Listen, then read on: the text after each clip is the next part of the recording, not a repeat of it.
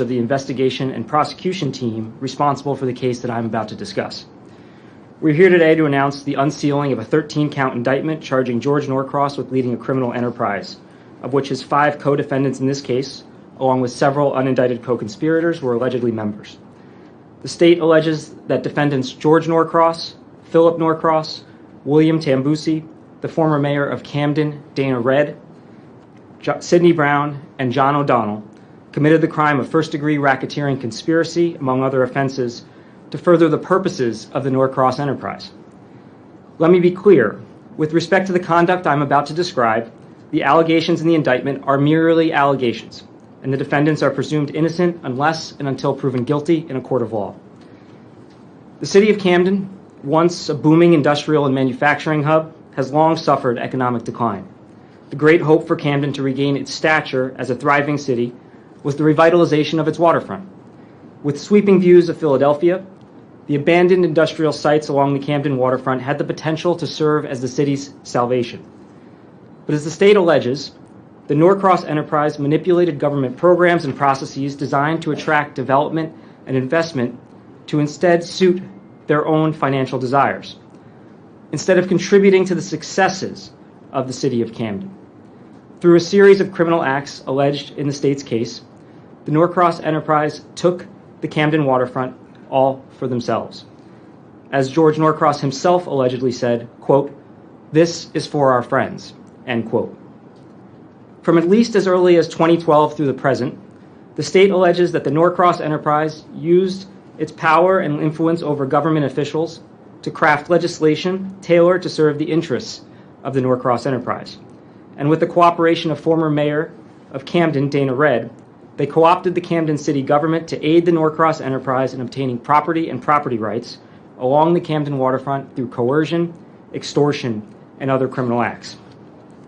I will go through a series of these alleged acts now, but I encourage you to read the entire indictment, which runs 111 pages and which was unsealed this morning. Among the several criminal acts outlined and alleged in the state's indictment is the Norcross enterprise's unlawful intervention in the purchase of the L3 complex by a nonprofit redevelopment organization.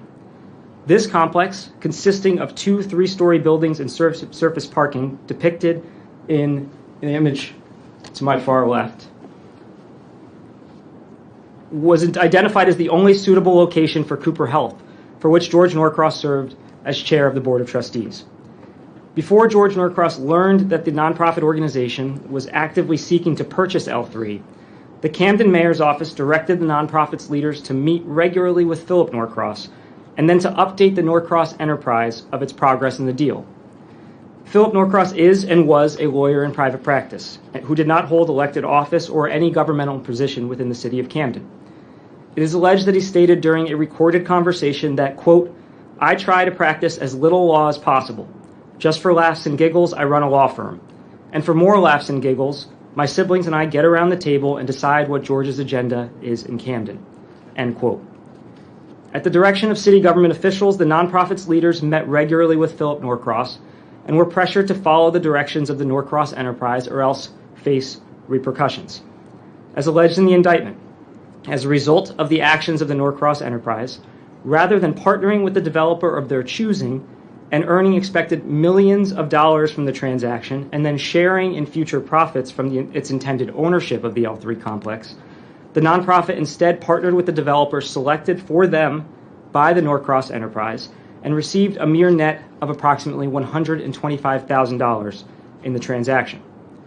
The developer chosen by the Norcross enterprise, on the other hand, was able to obtain the L3 complex at a discounted price only available to the nonprofit. And then Cooper Health gained an ownership interest in L3, it moved into the L3 complex, and it's collected over $27 million in state tax credits from 2016 to 2022, thanks to legislation that the Norcross enterprise helped craft.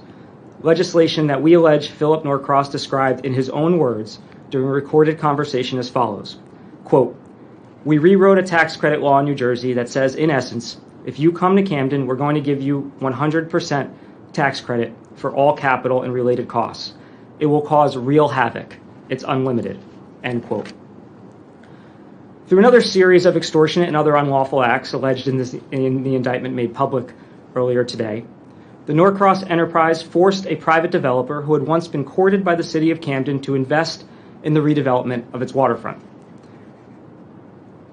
It forced them to relinquish property rights so that the Norcross enterprise could build the tallest building on the Camden waterfront, and the headquarters to the company is run by three of the defendants in this case, the Triad 1828 Center, as well as a residential apartment building known as 11 Cooper. When the developer would not initially relinquish his rights on terms preferred by the Norcross enterprise, George Norcross threatened the developer that he would in substance and in part, quote, F you up like you've never been effed up before, end quote. And he told the victim developer that he would make sure that the developer would never do business in Camden again. As alleged in the indictment, in a later recorded phone call, George Norcross admitted to threatening the developer and recalled a conversation with the victim developer asking Norcross, quote, are you threatening me, end quote, to which George Norcross responded, quote, absolutely, end quote. In addition to George Norcross's direct threats, the Norcross enterprise conspired to have the Camden Redevelopment Agency file a court action to take the extraordinary step of government condemnation of the victim developer's rights in order to gain leverage in their private negotiations. They did this without meaningful involvement from the city or even attempting to follow the legal process that protects against the government arbitrarily taking someone's property. The Norcross enterprise plotted to have Camden city officials publicly accuse the developer of being, quote, not a reputable person. The Norcross enterprise caused Camden city officials, including Mayor Dana Red, to freeze out the victim developer by stopping all communications with him. And the Norcross enterprise plotted to use the Camden government to damage an unrelated project in which the victim developer was already heavily invested, which George Norcross allegedly described on a recorded call as, quote, another point of attack on this putz, end quote. As alleged in the indictment, that is a plan that the Norcross enterprise later executed to further harm the developer. All of these acts were used to, as George Norcross allegedly said on a recorded call, put a quote-unquote bat over the victim developer's head. The plan worked. As a result of the Norcross enterprise's actions and fearful of the financial harm he would suffer as a result of George Norcross's control over the city of Camden, the developer victim eventually gave in, and for $1.95 million, a fraction of what the victim believed his rights to be worth, the victim developer agreed to, 1, extinguish a view easement that enhanced the value of his other Camden investment, which then allowed for the eventual height of Norcross Enterprises' Triad 1828 Center. Today, that building stands 150 feet above what would have been permitted under the victim's easement. 2, the victim developer sold his residential right of first refusal and residential redevelopment rights and property, including permits and architectural plans. 3, he sold $18 million worth of tax credits that could be redeemed by the Norcross enterprise following the development of the 11 Cooper site. By contrast, the Norcross enterprise greatly benefited from this transaction. For example, the indictment alleges the following benefits for the defendants.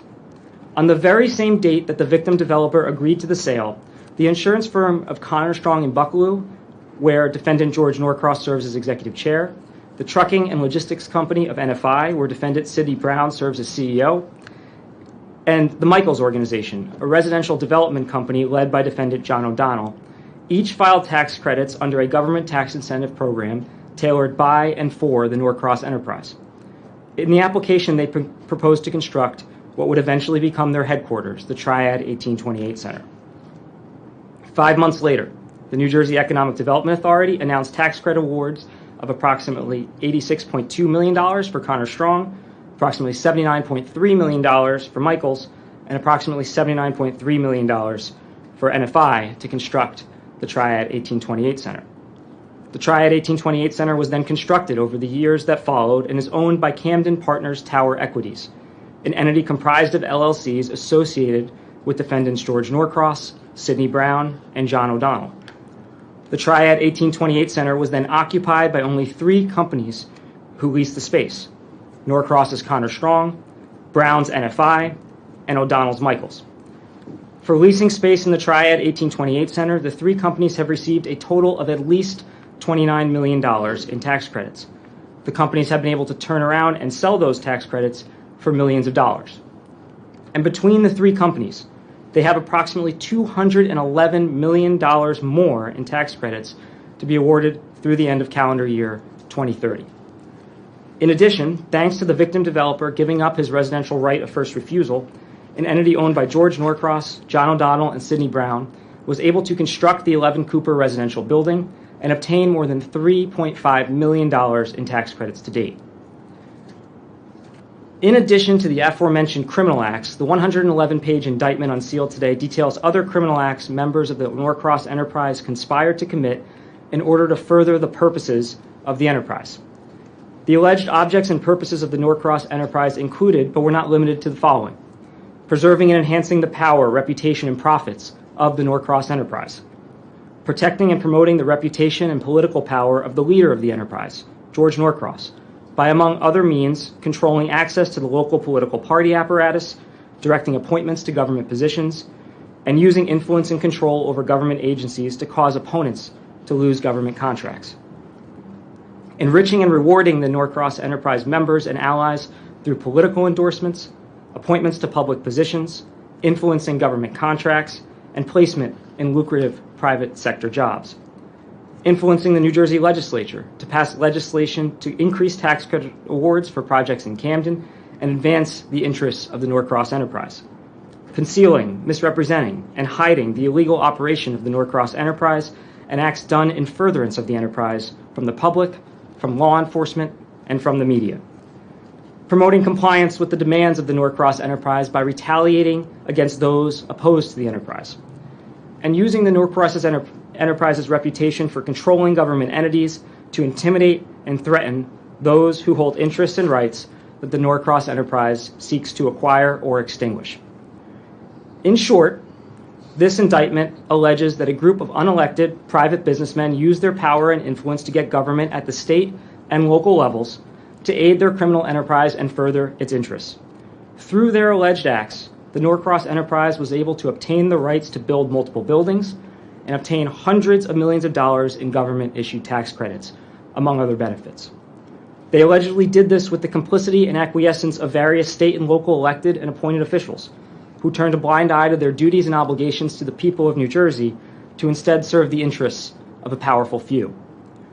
The state alleges that George Norcross has been running a criminal enterprise in the state for at least the last 12 years. This alleged conduct of the Norcross enterprise has caused great harm to individuals, businesses, nonprofits, the people of the state of New Jersey, and especially to the city of Camden and its residents. That stops today.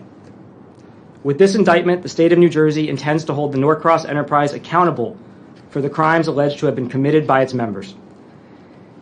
It's often said that in New Jersey, politics is a blood sport. And what's meant by that is that if you don't go along with the demands of those in political power, you'll get hurt. You might lose your job, you might lose your business, maybe you lose your reputation, or maybe government, the very government that you vote for, that you support with your tax dollars, that exists to serve you, will instead be weaponized against you. All of these consequences are on full display in this indictment. But there is nothing inherent in our state's culture that requires us to accept politics and government that functions in this way. And as we show clearly in this indictment, there's nothing legal about it either. Now, as Attorney General, I have the great privilege of working every day with the career public servants who make up the Department of Law and Public Safety. The team involved in investigating and prosecuting this case exemplifies the dedication and selflessness at the foundational core of what it means to be in public service. I cannot recognize everyone involved with this investigation individually, but I would like to take a moment to recognize and thank a few individuals integral to the investigation and prosecution